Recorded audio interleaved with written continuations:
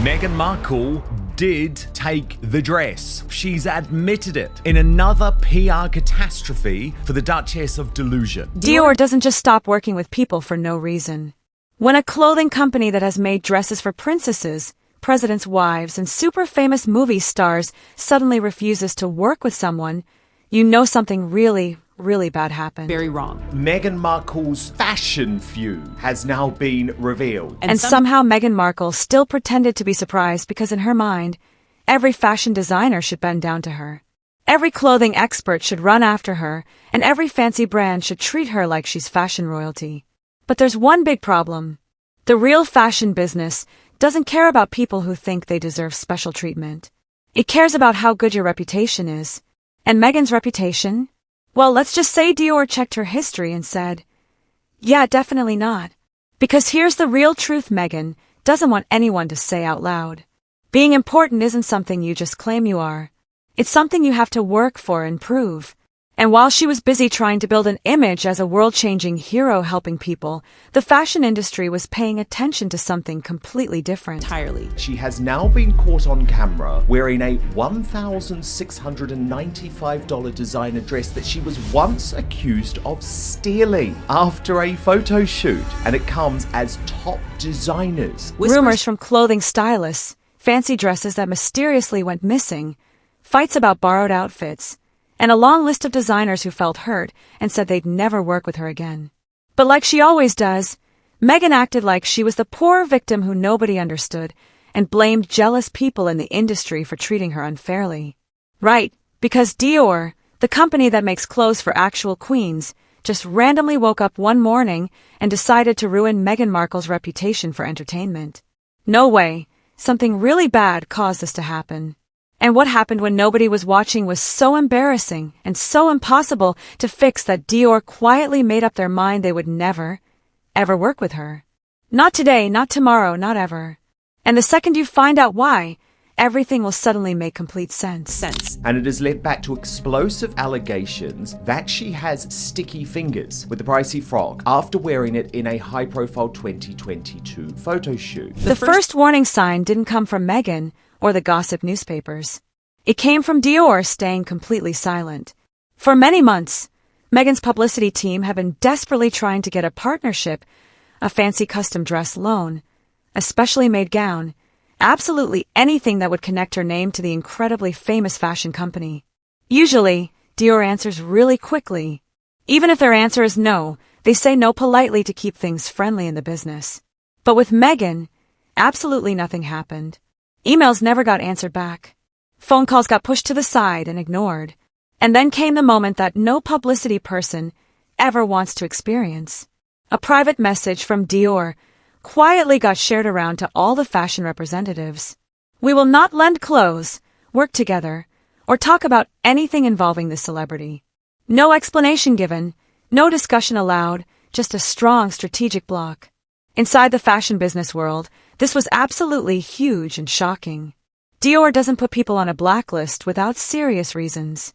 This is the same brand that dealt with difficult personalities, huge scandals, and giant egos for many decades without cutting people off. They successfully managed Marilyn Monroe, Princess Diana, and Jennifer Lawrence.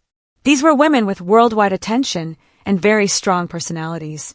But Meghan Markle, who desperately wanted everyone to see her as the next modern royal fashion leader, didn't even receive a polite rejection letter.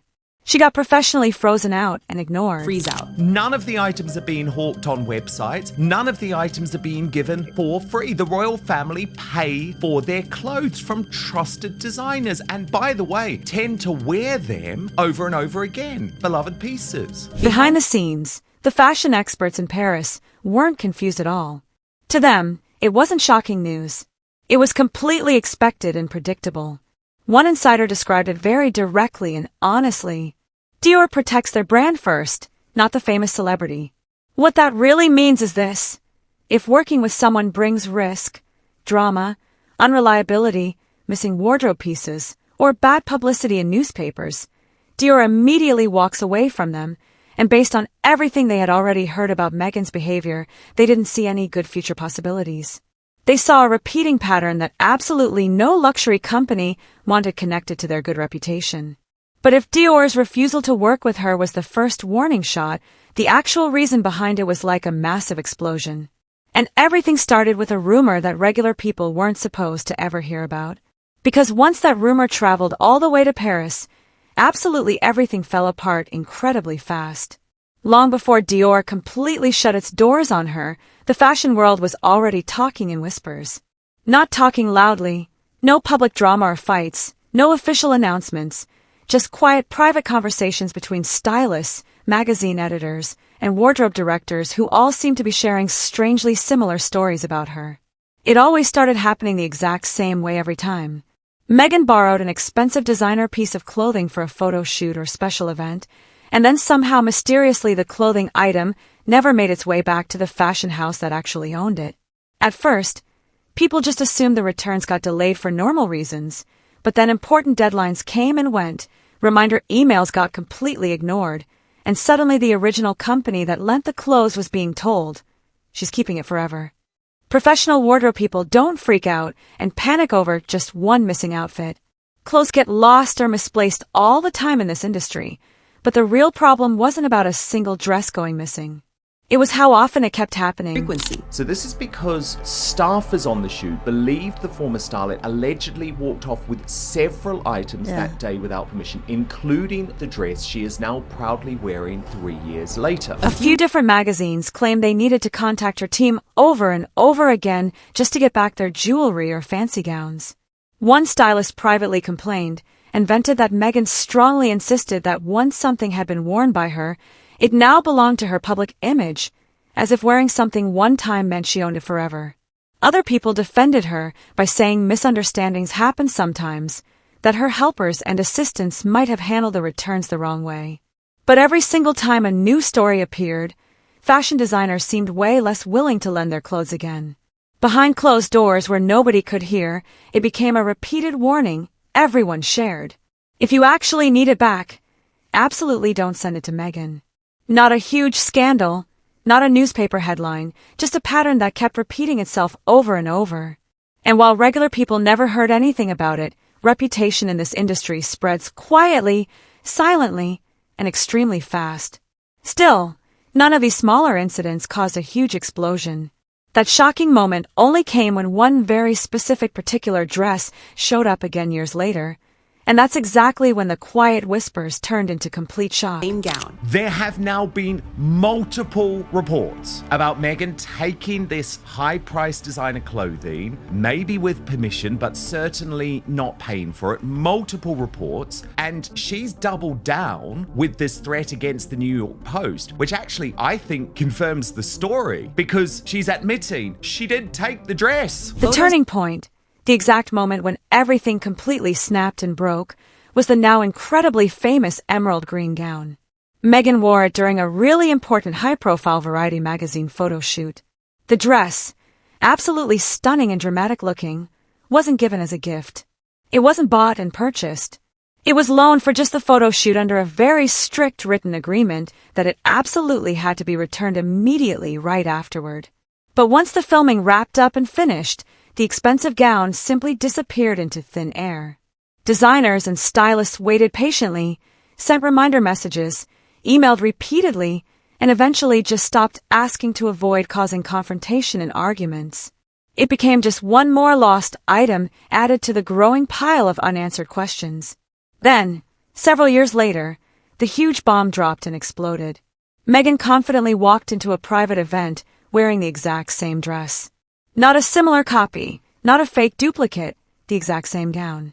Photos quickly made their way into stylist group chats spreading like wildfire. Screenshots of the original Variety magazine wardrobe list were placed right side by side next to the recent new pictures, and the match was absolutely undeniable and unmistakable. That single moment triggered an enormous wave of conversations that had been quietly simmering under the surface for many years. Some stylists laughed in complete disbelief and shock. Others felt absolutely furious and angry. The original designer, who was already reluctant and afraid to speak publicly about it, reportedly felt totally humiliated that their beautiful creation was being shown off and paraded around as if it had been owned by her all along. Fashion houses really don't mind lending their clothes at all. It's actually very common and normal. What they absolutely despise and hate is when someone disrespects the written agreement. The green dress became the smoking gun evidence, not just another rumor floating around, not just an accusation without proof.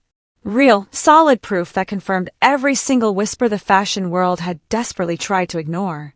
And once those private screenshots reached the desks of the higher-up bosses and executives, the massive fallout became completely unstoppable. Rebuild. Those clothes are being lent by top designers of the world, and I have since heard in a more recent photo shoot of Meghan's, there was also a lot of stuff that was not returned after Meghan wore it in a very high-profile photo shoot. Once the green dress screenshots spread everywhere, the fashion world reacted with brutal and harsh efficiency. No official press releases, no dramatic public statements, just quiet, important decisions made behind closed showroom doors. Stylists who once pitched and suggested Meghan for advertising campaigns suddenly weren't available anymore. Brands that typically begged and pleaded with celebrities to wear their newest clothing collections completely stopped sending their lookbooks. Emails that would have automatically gone out simply didn't get sent anymore. The message wasn't spoken out loud, but it was completely unmistakable and clear. Working with Meghan was now considered a dangerous liability. Some fashion houses started adding very unusual clauses to their clothing lending contracts. Refundable money deposits, mandatory required sign-offs, and personal assistants assigned only to track and follow their pieces when sent to Meghan. Other companies rejected her requests completely and outright because valuable items kept disappearing without a trace. Behind every single polite email was a hidden subtext message. Not worth the risk at all. It didn't matter at all how famous she was, how many social media followers she had collected, or how headline-friendly her name might possibly be. Fashion designers protect their clothing archives the exact same way museums protect priceless art. And once trust completely breaks apart, it absolutely doesn't rebuild itself. Group chats among professional stylists reportedly became extremely blunt and direct. If you actually want the piece returned safely, absolutely don't send it to her. One luxury brand executive summed everything up very harshly and brutally. Drama constantly follows her wardrobe everywhere. Even the companies that desperately tried to stay neutral and uninvolved quietly backed away to avoid getting caught and trapped in the fallout. And when Dior specifically requested an industry background rundown and report on Meghan, something they almost never do, the reviews came back overwhelmingly negative and bad. Reliability and trustworthiness is absolutely everything in the couture fashion world. If a celebrity makes companies that lend clothes feel nervous and worried, doors close incredibly fast. At this point right now, Meghan wasn't dealing with quiet whispers anymore. She was facing a complete full fashion industry freeze-out and rejection. And that freeze actually started many years before anyone even connected it back to her time working on the TV show Suits.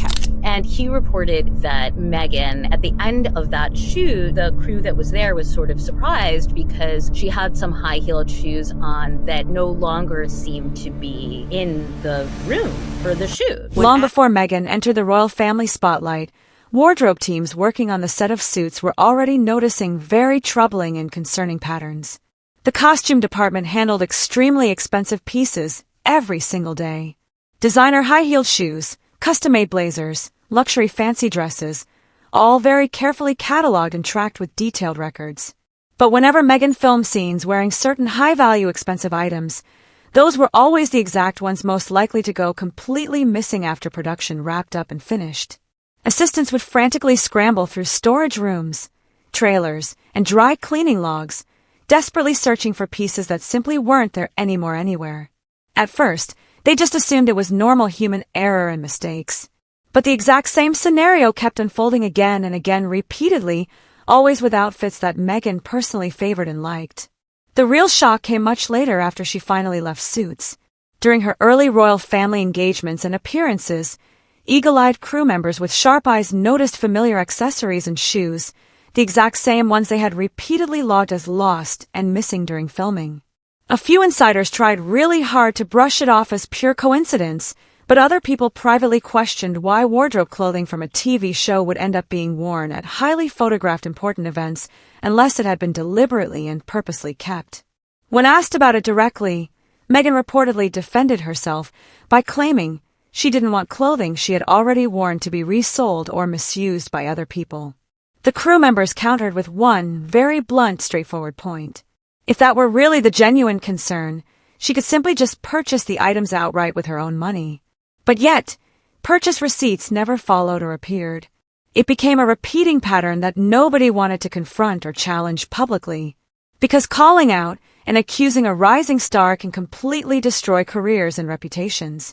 And when she made the transition from working actress to becoming a duchess, those old bad habits didn't disappear at all. They actually got worse and escalated.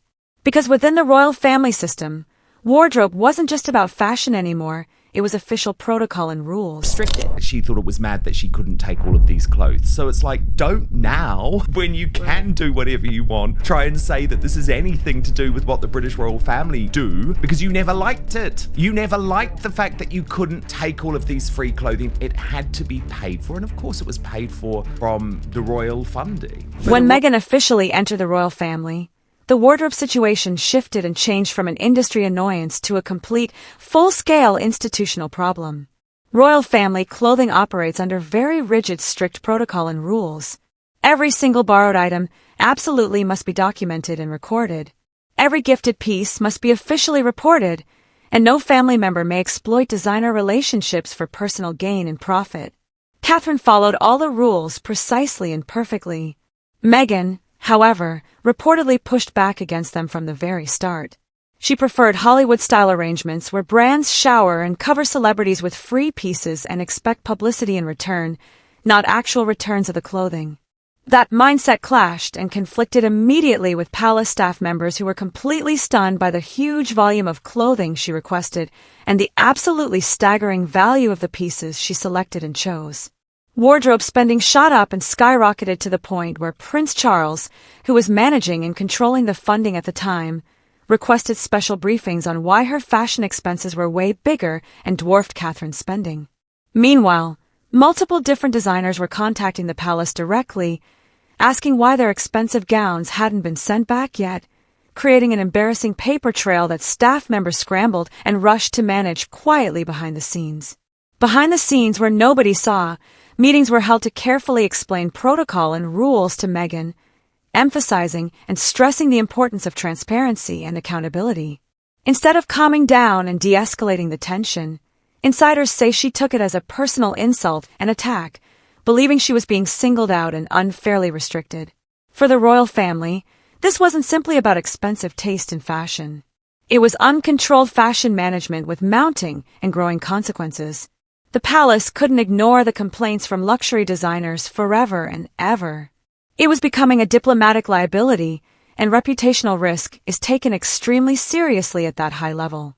And luxury brands like Dior were paying very close attention to every single development, waiting and watching to see whether the situation improved or spiraled downward. In the very end, Dior didn't block Meghan Markle on a random whim or out of jealousy and envy. They made a calculated, smart decision based on repeating patterns, rumors that turned into actual proof, and a reputation that became way too unpredictable for a luxury house to risk working with. The missing dresses, the resurfaced green gown, the friction and fights with designers, the palace wardrobe crisis. Everything all painted a clear picture the fashion world couldn't ignore anymore at all. Meghan wanted the status and respect of couture royalty. But couture royalty demands responsibility, professionalism, and trust in return. And trust is the one currency you absolutely can't buy with money. Maybe one day she'll repair and fix those broken relationships. Or maybe she'll continue blaming outsiders and other people for what insiders call self-inflicted damage she caused herself. Only time will eventually tell, but one thing is absolutely certain and sure. Dior closing that door sent powerful shock waves across the entire whole industry. And it's a moment Meghan will never be able to rewrite or change. Before you leave, if you want to see what led up to this moment, the boots-on-the-ground drama, the dress that started it all, and the brutal, harsh consequences that followed afterward, you absolutely must binge-watch my previous video. I break down every single twist behind Dior blocks Meghan Markle amid shocking stolen dress scandal in incredible, amazing detail. You're watching Spill Realm, where the truth shines brighter than the hype and lies. Click the next video and dive straight into the chaos and drama.